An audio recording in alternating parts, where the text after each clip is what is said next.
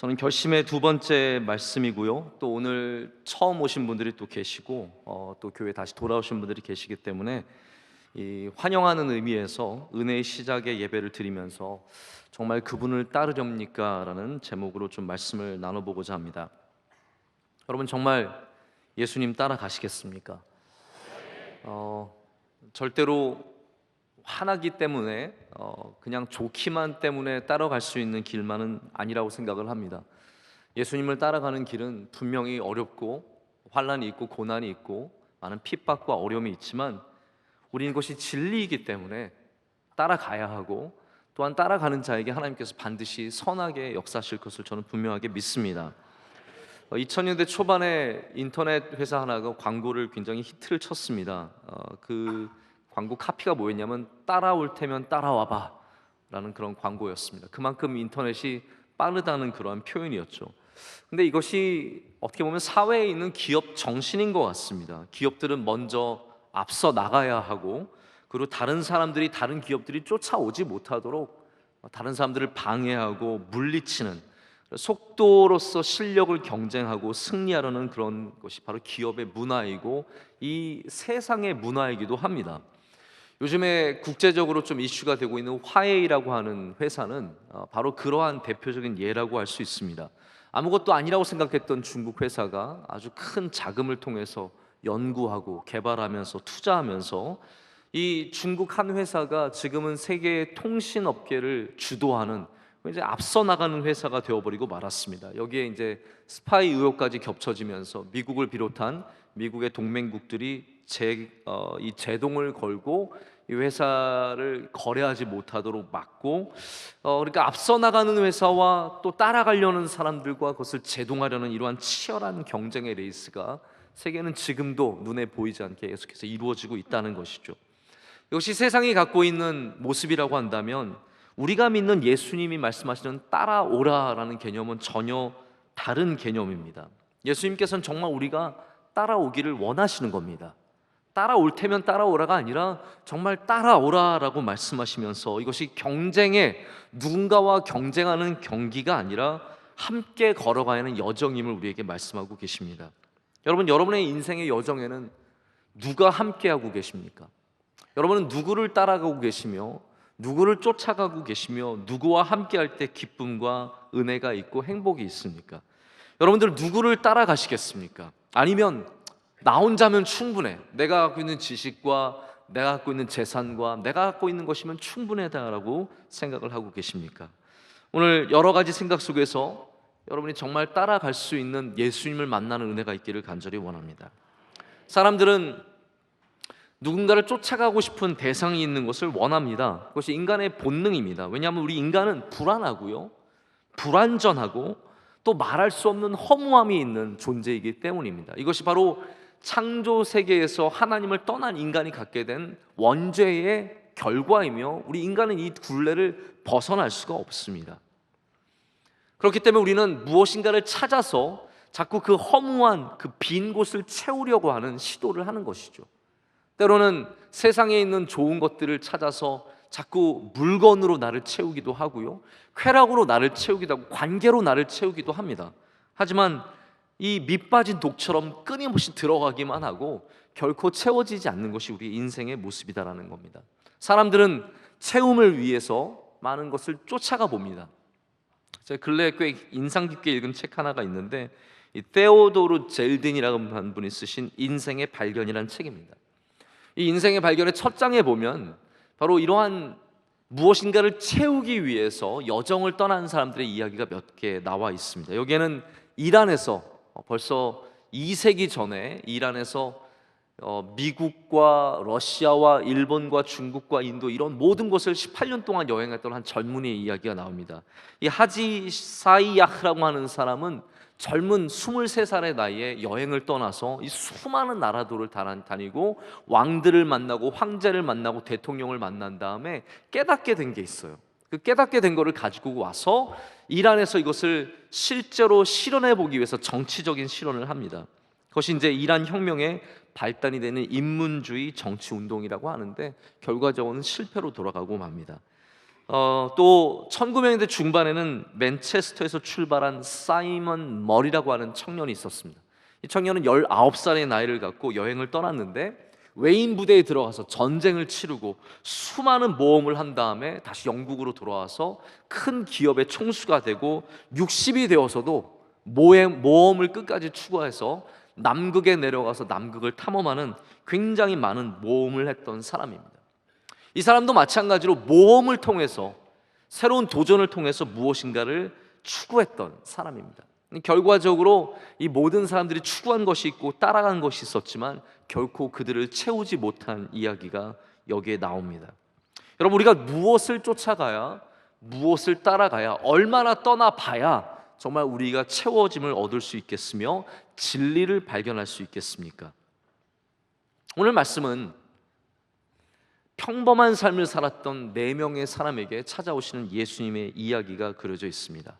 갈릴리라고 하는 호수 근처에서 물고기를 잡고 살았던 4명의 이야기입니다.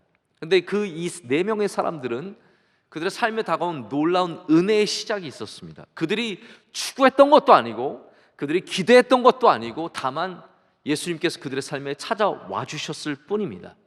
평범한 삶을 살아가던 자들에게 예수님께서는 찾아오셨고 그들에게 놀라운 은혜의 시작이 있게 하셨습니다. 여러분, 그런 것 같습니다. 은혜의 시작이라는 것은 놀라운 계획 속에 시작되는 것만은 아닙니다. 때로는 그냥 살아갈 뿐인데, 평범하게 오늘도 그물을 던졌을 뿐인데 나의 삶에 예수님을 만나게 되는 은혜가 있는 것이죠. 중요한 것은 그때 예수님을 따라가려고 결심할 수 있느냐의 문제일 뿐입니다. 더 능력 있는 사람이 기회를 만나는 것이 아니라 다 누구나 기회를 만나게 됩니다. 이 평범한 사람도 예수님 만나는 기회를 얻게 되었는데 그들은 다만 그들의 삶 속에 예수님을 쫓아가고자 하는, 따라가고자 하는 결심이 있었다라는 겁니다. 여기 이들은 평범한 일을 하고 있었습니다. 베드로와 안드레는 오늘 말씀 보면 그물을 던졌다라고 되어 있고요, 야고보와 요한은 그물을 깁는 일을 하고 있었던 것을 우리가 보게 됩니다. 이 두 가지 일은 어떻게 보면 어부가 하는 일들 가운데 가장 기본적인, 가장 많이 하는 일이라고 생각을 할 수 있습니다. 그물을 던지는 게 어부가 하는 일이고요, 그 그물을 건진 다음에 고치는, 깁는 일을 하는 것이 또 어부가 하는 일입니다. 이 사람들은 이 평범한 삶에서 도망치고 싶었던 사람도 아니고 이스라엘의 해방에 목을 메었던 사람도 아니고 특별히 구도자의 자세로 새로운 어떠한 진리를 찾아 나선 사람도 아니었습니다. 평범한 사람들입니다. 생각해 보십시오. 우리도 비슷한 일들을 지금 하고 있습니다. 그물을 던지는 일은 무엇인가를 통해서 무엇을 얻기 위해서 우리가 하는 모든 행위들을 말합니다. 우리가 끊임없이 하는 그런 일들입니다. 어떤 사람은 하루 종일 컴퓨터 스크린을 볼 것이고, 어떤 사람은 운전대를 잡고 있을 것이고, 어떤 사람은 뜨거운 불 앞에 서 있을 수도 있고, 학생들 가운데는 오늘도 치열하게 공부하며 살아가는 사람들이 있을 것입니다.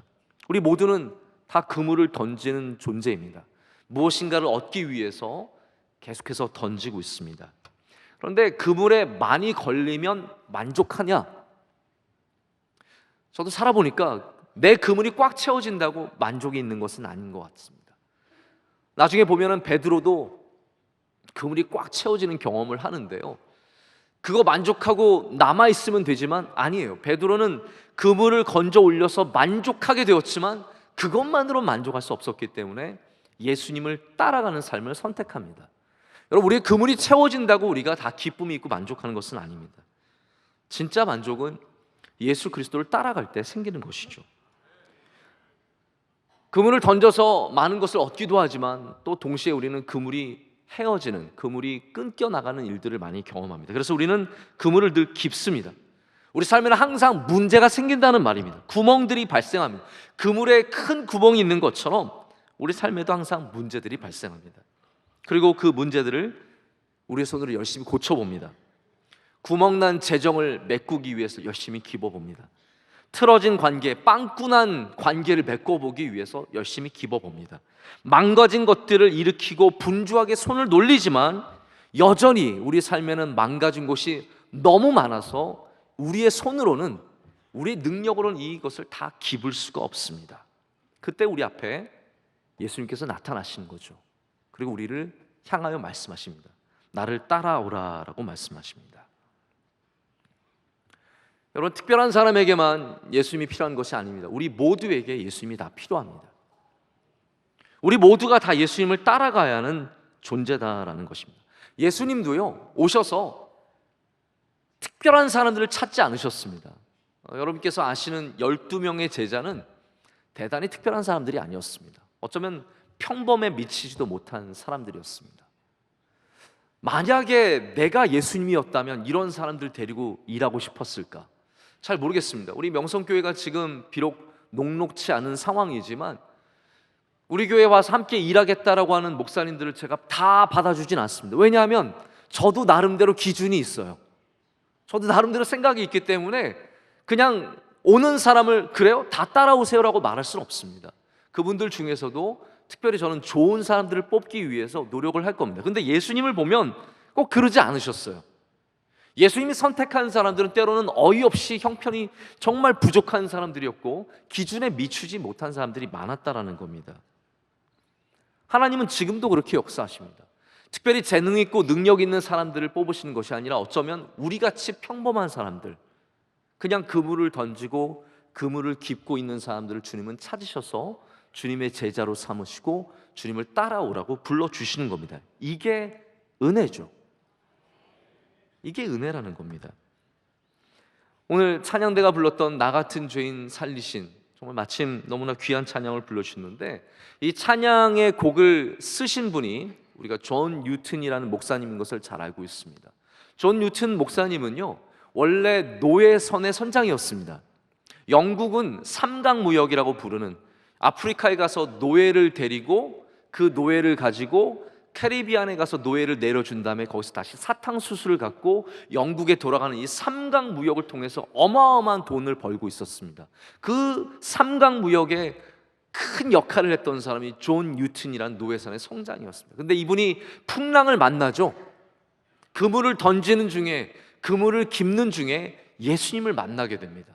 그로 말미암아 노예선을 포기하고 그가 나중에 목사가 되어서 영국 국회 의사당을 섬기는 목사가 됩니다. 그가 국회 의사당을 섬기는 목사가 되었을 때 한 청년이 다가옵니다. 그 청년의 이름은 윌버포스라고 하는 청년이었습니다. 아주 부잣집 청년이고 젊은 21살의 나라의 국회의원이 되었던 아주 장래가 촉망되어오는 이 젊은이였는데 그 청년에게 이 주님의 말씀을 들려주고 이 청년과 함께 열심히 힘을 내어서 했던 것이 바로 노예 무역을 금지시키는 법안을 통과시키는 일이었습니다. 하나님은 노예선의 선장이었던 존 뉴튼을 택하셔서 하나님의 놀라운 일들을 하게 하십니다. 평범한 사람, 그물을 던지는 사람, 그물을 깁는 사람을 통해서 여전히 지금도 역사하신다는 말입니다. 평양의 깡패였던 이기풍이라는 사람이 있습니다. 하나님께서는 이 사람에게 말씀을 주셨고 말씀을 따라오게 하셔서 우리나라 최초의 목사가 되게 하셨습니다. 우리나라 최초의 목사 7분 중에 한 명이 바로 평양의 깡패, 유명했던 깡패 이기풍이었고, 이기풍은 나중에 목사 안수를 받고 제주도에 가서 복음을 전하고 나중에는 총회장이 되는 그런 귀한 주님의 일을 감당하는 주님의 제자가 됩니다. 무신론자였던 옥스포드의 영문학과 교수 C.S. 루이스를 부르십니다. 하나님이 없다라고 외치던 사람을 부르셔서 하나님을 만나게 하시고 가장 심오하고 아름다운 언어로 하나님을 설명하게 한 사람이 바로 이 C.S. 루이스입니다. 여기 성직자이지만 동시에 알코올 중독자가 있습니다. 브래넌 매닝은 많은 사람들에게 주님의 말씀을 전했지만 어두운 곳에서는 술 없이는 살아갈 수 없는 그러한 참 안타까운 인생이었습니다. 늘 후퇴하지만 한 걸음이라도 주님께 더 가까이 나아가려는 이 알코올 중독자를 주님은 버리지 아니하시고 끝까지 사용하셔서 이분을 통해서 수많은 사람들에게 복음을 전하게 합니다. 여러분, 이 모든 사람들이 이야기해 주는 것이 무엇입니까? 예수님을 만나는데 자격은 필요 없다라는 겁니다. 예수님을 만나는 데는 어떠한 지식도 어떠한 사회적인 위치도 나의 도덕성도 아무 의미가 없습니다. 다만 거기에는 무엇이 있냐면 주님을 따라가려는 결심이 있을 뿐입니다. 오늘도 우리는 각양각색의 모습으로 다 주님 앞에 서 있습니다. 그물을 던지던 우리들이, 그물을 깁던 우리들이 다 주님 앞에 나와 있습니다. 이 시간 주님을 따라가려는 결심만 하신다면 여러분의 삶에 놀라운 역사가 시작될 줄로 믿습니다. 여러분과 함께 따라감의 결심을 좀 생각을 해봤으면 좋겠습니다. 주님께서, 우리가 예수님께서 살아가신 일들을 적은 성경책을 복음서라고 부르는데, 성경에는 4개의 복음서가 있습니다. 이 4개의 복음서에는 주님께서 제자들을 향해서 항상 일관되게 하신 말씀이 있습니다. 처음 만나는 제자들에게 똑같이 하신 말씀이 따라오라 였습니다. 주님은 지금도 우리에게 그렇게 똑같이 말씀하십니다. 나를 따라오라라는 거예요. 세상에 따라할 것이 참 많이 있지만 그것이 아니라 나를 따라오라라고 말씀하십니다. 세리였던 마태에게도 그렇게 말씀하셨고, 부자 관원, 부자인 젊은 청년에게도 그렇게 말씀하셨고, 길에서 예수님을 따르던 수많은 무리들에게도 그렇게 말씀하셨고, 오늘 나오는 베드로에게도 똑같이 따라오라라고 말씀하셨습니다. 근데 여러분, 여기 우리가 한번 생각해 봐야 될 것이 있습니다. 예수님께서 따라오라 그러면 정말 많이 따라갔을 것 같지 않습니까? 오늘 정말 예수님이 우리 가운데 육신을 갖고 나타나셔서 야 하나야 너 나 따라와라, 그럼 우리 정말 주님 따라할 것 같지 않습니까? 근데 성경을 보면 예수님께서 따라오라 라고 하셨을 때 근심하며 돌아갔던 사람들이 훨씬 더 많습니다. 예수님의 따라오라라는 그 말씀에 예 따라가겠습니다 라고 했던 사람은요, 정말 따지고 보면 12명밖에 안 되는 겁니다. 정말 따지고 보면 몇 명 안 되는 겁니다. 많은 제자들이 있었지만 예수님이 따라오라, 너 정말 따라올 수 있겠느냐? 너 재물 내려놓고 따라올 수 있겠느냐? 오늘도 말씀에 요한과 요한의 형제는 아버지와 그물을 다 내려놓고 다 버리고 간다라고 되어 있습니다. 우리의 부모님 내려놓고 버리고 우리의 사업을 버리고 정말 주님 따라갈 수 있겠습니까? 따라오라는 말씀 때문에 사실은 더 떨어져 나간 사람들이 훨씬 더 많습니다. 예수님이 이 말씀만 안 하시고 그냥 너 나 믿으면 돼, 이 말씀만 하셨으면 훨씬 더 많은 사람들이 주님을 믿고 따라왔을 것입니다. 근데 주님은 나 믿으면 돼라고 말씀하지 않으시고 나를 따라와야 된다라고 말씀하십니다. 여러분, 이 차이를 아시겠습니까? 누구나 마음으로는 예수님 믿을 수 있는데요, 예수님을 따라가는 것은 정말로 어렵기 때문입니다. 저도 그래서 오늘 여러분에게 예수님 믿으세요라고 말하는 것이 아니라 예수님을 따라가세요라고 말씀을 드리는 겁니다. 이 말씀 드리기 때문에 어떠한 사람들은 떨어져 나갈 수 있을지도 모르겠습니다. 예수님은 머리 누일 곳도 없는데, 예수님은 십자가를 져야 하는데, 예수님을 따라가는 것은 고난과 환난이 있는데 어떻게 따라갈 수 있겠습니까? 저는 그러나 또한 분명하게 믿습니다. 오늘 성령의 도우심으로 여러분 가운데 예수님을 따라가고자 하는 결심이 있다면 우리 중에서 정말로 많은 제자들이 나오게 될 줄로 믿습니다. 여러분, 복음서는 이 차이를 보여줍니다. 예수님을 따라오는 무리는 항상 있었습니다.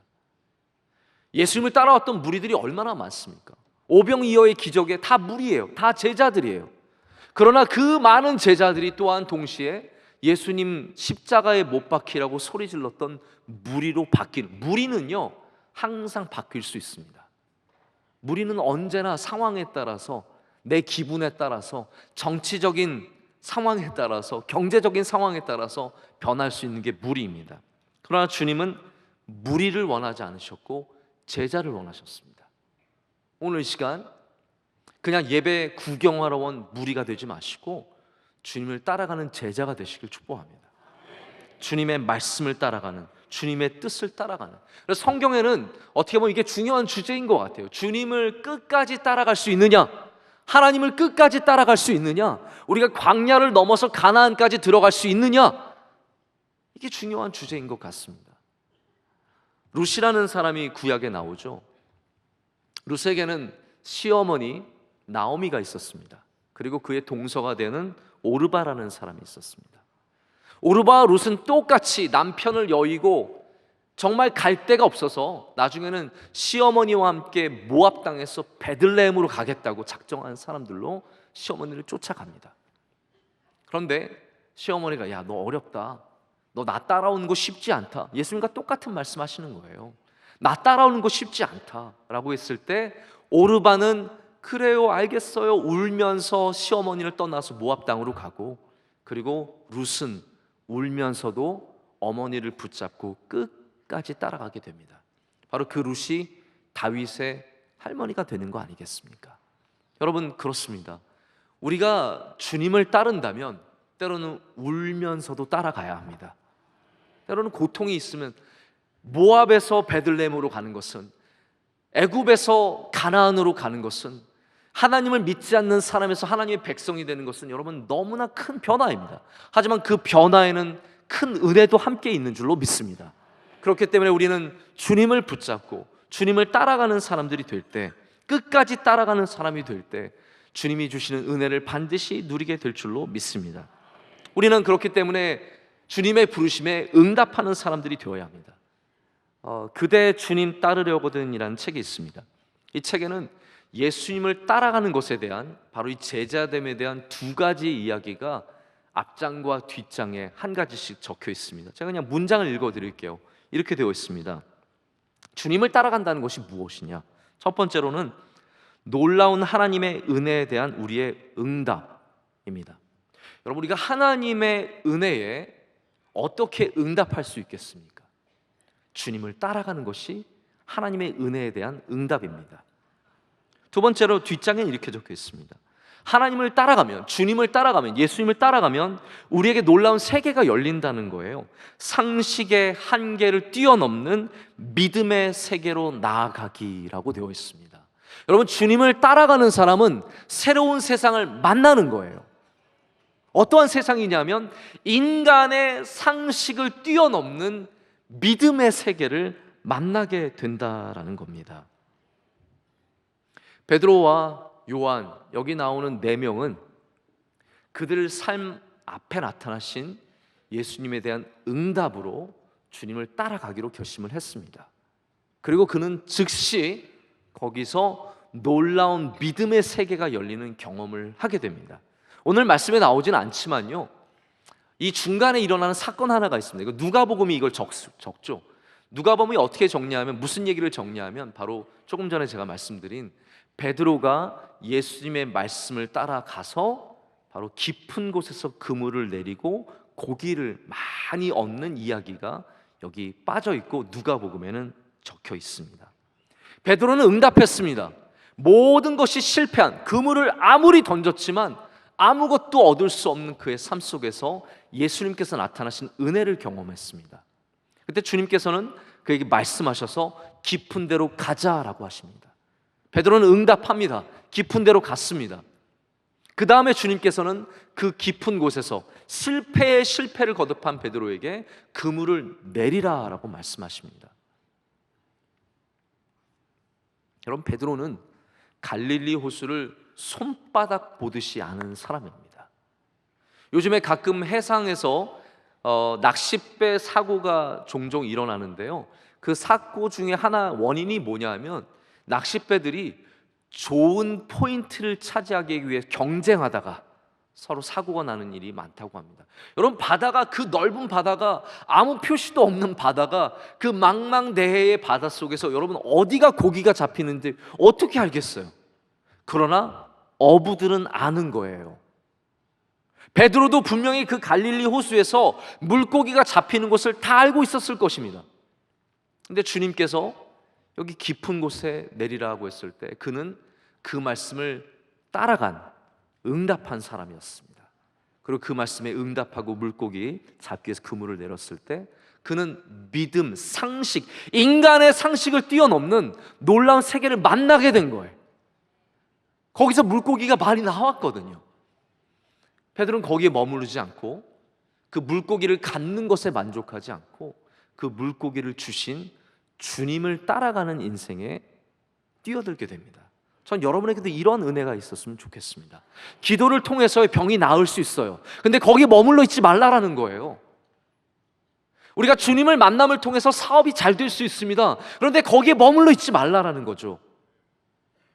우리 기도를 통해서 자녀들이 복된 길로 나아갈 수 있는데 거기에 머물러 있지 말고 그 세계를 주신 예수님을 따라가야 된다라는 거예요. 근데 기도한 다음에 좋은 거 얻고 물고기 얻고 끝. 이게 되면 우리는 주님을 따라가는 삶이 아니라 그냥 복만 얻은 삶이 된다라는 겁니다. 주님은 그걸 원하시는 게 아니에요. 물고기 얻고 끝이 아니라 주님을 따라오기를 원하신다라는 겁니다. 우리는 주님을 따라가는 인생들이 되어야 합니다. 여러분, 구약에서는 하나님의 백성이라고 부릅니다. 하나님 백성이 누구입니까? 하나님의 말씀을 따라가는 사람들. 애굽에서 말씀을 따라 말씀을 믿고 가나안까지 가는 사람들. 험난한 그 광야 속에서 주님의 말씀을 따라서 끝까지 걸어가는 사람들이죠. 신약에도 똑같습니다. 예수님의 제자는 누구입니까? 예수님의 제자는요, 예수님의 말씀을 들은 사람들이 아니라 예수님을 따라갔던 사람들이 예수님의 제자입니다. 여러분, 우리는 신약 시대를 살고 있습니다. 우리가 정말로 주님을 믿는 사람들이 되기를 원한다면 주님의 말씀을 따라가는 사람들이 되어야 합니다. 그렇기 때문에 주님을 따라간다라는 것을 우리가 좀 다르게 표현하자면 주님의 말씀을 따라가는 것이다 라고 말할 수 있습니다. 주님의 말씀을 따라가는 것. 여러분, 혹시 오늘 하루를 살아가더라도 주님께서 하신 말씀 다만 한두 개라도 따라가기 위해서 노력해 보신 적 있으십니까? 내 이웃을 사랑하라, 용서하되 7번씩 70번씩 7번 끊임없이 용서하라는 그 말씀 듣고 그래, 나도 용서해 봐야지. 만약에 여러분께서 정말 예수님의 말씀대로 살아가기 위해서 노력했다면 여러분이 예수님의 제자입니다. 예배하러 왔지만 우리가 예배 중에도 주님의 말씀을 따르지 않고 내 생각만 갖고 있으면 우리는 주님의 제자가 될 수 없습니다. 성경에는 그래서 말씀을 따라가는 이야기들이 처음부터 나오는 겁니다. 믿음의 조상이 누구입니까? 믿음의 조상, 우리가 아브라함이라고 부릅니다. 아브라함인 사람이 믿음의 조상인데 그가 보여준 믿음의 첫 번째 모습이 무엇입니까? 바로 하나님께서 하신 말씀을 따라 그의 고향집을 떠나서 가나안 땅으로 간 것이 바로 믿음의 조상의 첫 번째 모습입니다. 여러분, 다윗이 말씀을 따라 살았습니다. 선지자들이 말씀을 따라 살았습니다. 모세가 나는 이스라엘의 왕이 돼. 난 애굽의 왕이 된 거 실패했으니까 이스라엘의 왕이 되어야지. 이스라엘의 왕이 되기 위해서 출애굽한 게 아닙니다. 말씀을 따라서 출애굽한 것이고 말씀을 따라서 끝까지 간 것입니다. 우리는 아브라함에게서 힌트를 하나 받아야 되는데요, 이게 중요한 것 같습니다. 아브라함이 하나님의 말씀을 따라갈 때 성경에 분명히 이렇게 적고 있습니다. 갈 바를 알지 못했다라고 되어 있습니다. 이 말은 무슨 말이냐면요, 자기는 모른다는 말이에요. 나는 내가 어디 가야 할지, 무엇을 해야 할지, 무엇을 먹고 살아야 할지, 어떻게 해야 될지 알지 못하는데 하나님의 말씀만 따라갔다라는 겁니다. 할렐루야. 이것이 우리에게 원하시는, 하나님께서 원하시는 자세입니다. 우리는 갈 바를 알지 못. 여러분의 인생을 다 알고 계십니까? 어떻게 내가 먹고 살 것인지, 10년 뒤에 어떤 일이 일어날 것인지 우리는 다 알지 못합니다. 그 가운데 우리가 해야 될 것이 뭐냐면 바로 하나님의 말씀을 따라가는 것입니다. 예수님의 말씀을 따라 사는 것입니다. 그것이 제자이고 그것이 믿음이라는 것이죠. 근데 저는 이렇게 생각해요. 우리가 하나님의 말씀을 믿는다라고 하는데 우리 모두에게는 다 사실 두려움이 있습니다. 이대로 살아도 되는 건가? 하나님의 말씀을 믿지만 정말 이대로 해도 되는 것인가? 내가 이렇게 손해봐도 되는 것인가? 아니, 저 사람들은 하나님 말씀대로 안 해서 저렇게 돈을 벌고 사는데 내가 하나님 말씀대로 해서 손해보면 어떡할까? 교회에서 이렇게 하라고 했는데 내가 그것 때문에 손해보면 어떡할까? 그런 두려움을 갖습니다. 내가 하란을 떠나도 되는 것인가? 가나안에 가도 살 수 있는 것인가? 주일날 공부 안 해도 공부 좀 덜하고 여기 나와서 예배 드려도 괜찮은, 두려움이 있다라는 거예요. 제가 어렸을 때 저희 친한 친구 중에 하나는 어머니가 명성교회 굉장히 좋은 권사님, 제가 그분 지금도 알아요. 권사님, 좋은 권사님인데 제 친구한테 늘 교회 가지 말라고, 너 공부해야지. 제가 지금도 그 가끔 권사님 뵈면은 그 생각이 나는 거예요. 여러분, 권사님이지만, 장로님이지만, 안수집사님이지만, 목사지만 하나님의 말씀을 믿는다고 하지만 우리 안에는 두려움이 있는 거예요. 공부 안 해도 괜찮은 건가? 정직하게 살아도 괜찮은 건가? 저기 가도 괜찮은 건가? 그래서 우리는 하나님의 말씀을 믿는다고 하지만 정작 우리의 결정에는 세상의 방식을 얼마나 많이 결정하는지 모릅니다. 왜냐하면 그래야 살 수 있다는 우리 나름대로의 결론이 있거든요. 우리 청년들은 지금도 토요일 날 온종일 주님의 전에 나와서 예배하고 준비하고 그렇게 살아갑니다. 여러분, 그러다 보면 세상의 경쟁에서 밀리는 것 아닌가라고 생각할 수도 있습니다. 근데 저는 여러분께 분명히 말씀드리고 싶습니다. 우리 청년들 중에 토요일 날 맨날 교회 나와 있었는데 지금 고시에 합격해서 변호사, 판사 된 사람들도 있고 좋은 기업에서 일하는 사람들도 있고 교수가 된 사람들도 있고, 여러분, 세상에서 안 된 건 공부를 안 해서지 토요일 날 교회 나와서가 아닙니다. 내가 원하는 기업에 들어가지 못한 것은 토요일 날 예배 드렸기 때문이 아니라 어쩌면 내가 하나님께 주신 다른 시간들을 정말 지혜롭게 쓰지 못했기 때문입니다. 하나님의 말씀대로 살아보십시오. 하나님께서 여러분에게 갈 바를 알지 못하는 우리에게 분명히 은혜의 길을 열어주실 줄로 믿습니다. 우리는 하나님의 말씀대로 살기 위해서 이 두려움과 싸울 줄 알아야 합니다. 세상의 근심과 걱정과 싸울 줄 알아봐야 합니다. 다윗이 그런 고민 안 해봤겠습니까? 사울을 살려주면 내가 살 수 있을까? 내가 하나님의 말씀을 따라서 기름 부은 받은 자를 죽이지 않는 이것을 선택하면 내가 살 수 있을까? 아마 다윗에게 그러한 두려움과 걱정이 잠깐 있었을지 모르겠지만 다윗은 그걸 쫓아가지 않고 그 두려움에 지지 않았고 하나님의 말씀을 끝까지 쫓아갔습니다. 그런 다윗에게 하나님께서는 왕을 허락해 주시는 겁니다. 여러분, 무엇이든 하나님께서 허락해 주시는 것을 받는 게 훨씬 더 복됩니다. 하나님께서 허락해 주신 것을 받는 인생이 훨씬 귀한 인생이다라는 것이죠. 하나님의 말씀을 따라간다는 말은 또 다른 말로 하나님의 말씀을 의지하는 것이다 라고 말할 수 있습니다. 세상의 지혜와 지금 세상이 갖고 있는 빅데이터의 수많은 데이터가 아니라 하나님의 말씀을 의존하는 것. 돌아가신 존 스토트 목사님의 마지막 책이라고 알려진 제자도라는 책이 있습니다. 이 책에서 스토트 목사님이 제자가 가져야 할 여러 가지 자세에 대해서 말씀을 하시는데 그 중에 하나를 의존이라고 부릅니다. 의존.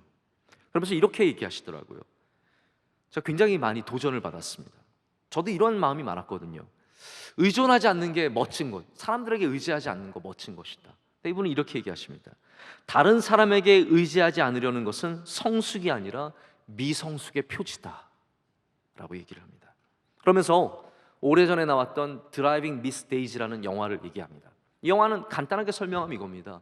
나이가 들어서 브레이크와 악셀을 헷갈리신 이 데이지 여사가 브레이크를 밟아야 할 때 악셀을 밟았습니다. 그래서 그 아들이 그 어머니에게 흑인 기사죠, 호크라는 기사를 한 명 소개해서 차를 몰게 합니다. 근데 이 노인 되신 이 데이지 여사가 괴팍하셔서 호크를 너무 싫어합니다. 도와주는 걸 싫어요. 내가 다 할 수 있다고 얘기합니다.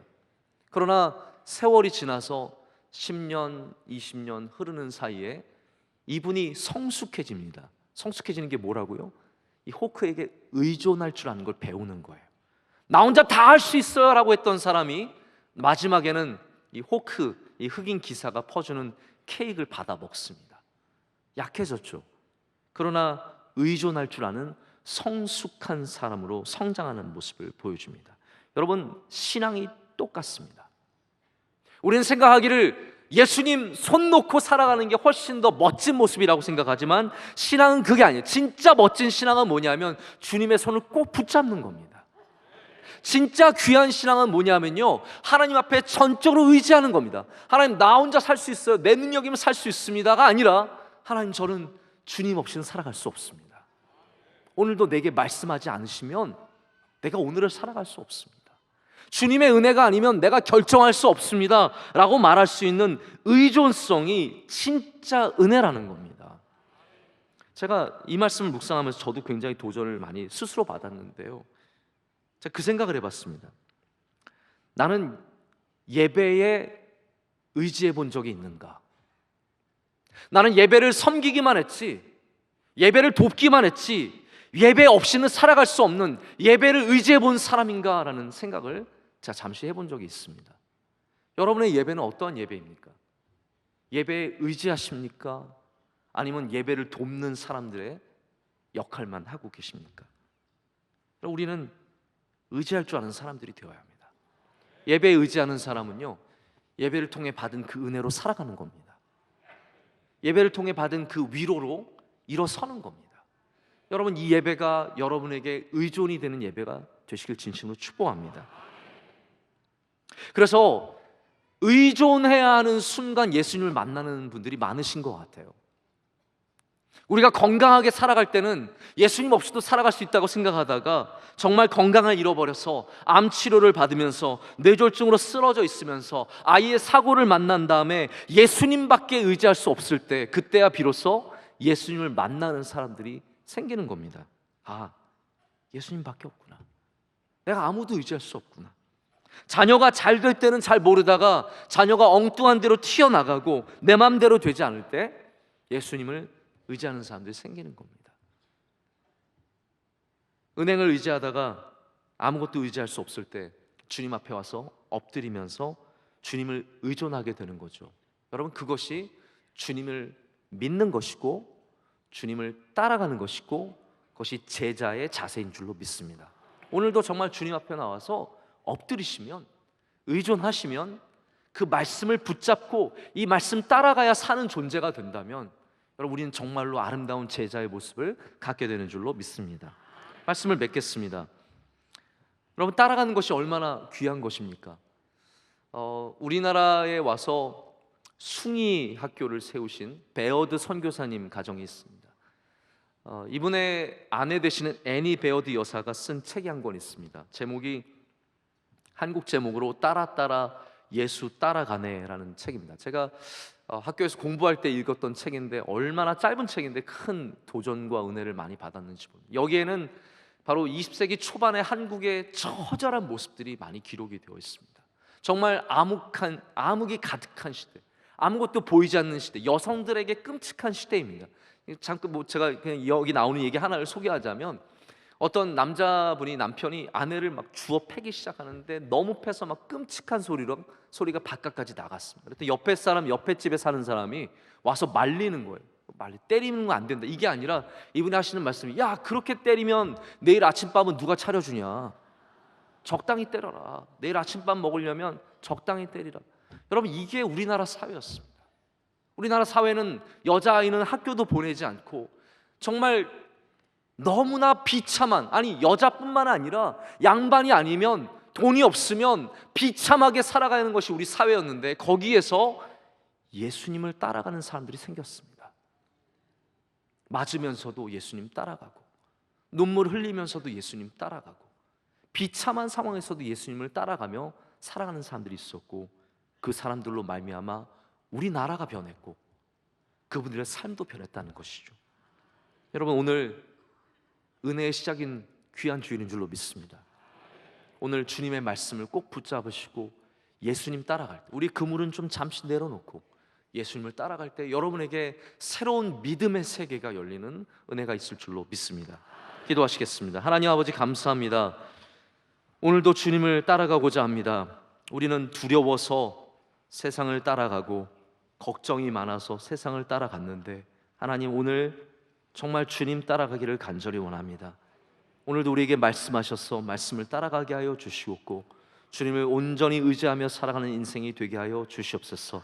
예수님의 이름으로 기도드립니다. 아멘.